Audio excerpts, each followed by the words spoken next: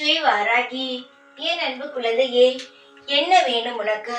என்னிடம்தான் என்ன வேணுமோ அதை சொல்லிவிட்டாயே. திரும்ப எதற்காக மற்றவரிடமும் போய் இது வேண்டும், நான் இதுதான் என் வாழ்க்கையில் இப்பதைக்கு தேவை, இதெல்லாம் எதற்கு சொல்கிறாய்? அவர்கள் என்ன செய்ய போகிறார்களா? கிடையாது. உன் வாழ்க்கையில் இருக்கும் நல்லதையும் கெட்டதையும் யாரிடமும் பகிராமல் இருந்தால் உன் வாழ்க்கையில் நல்லது என்று சொல்கிறேன். ஆனால் நீயோ எல்லா விஷயமும் மற்றவர்களுக்கு தெரிந்துதான் செய்கிறாய். அந்த காரியமானது உனக்கு நல்ல விதத்தில் நடக்கிறதா? நிச்சயமாக இல்லை. எந்த ஒரு விஷயத்தை நீ மற்றவர்களிடம் சொல்லி செய்கிறாயோ அந்த விஷயமானது உனக்கு நல்ல விதத்தில் நடக்கவே இல்லை.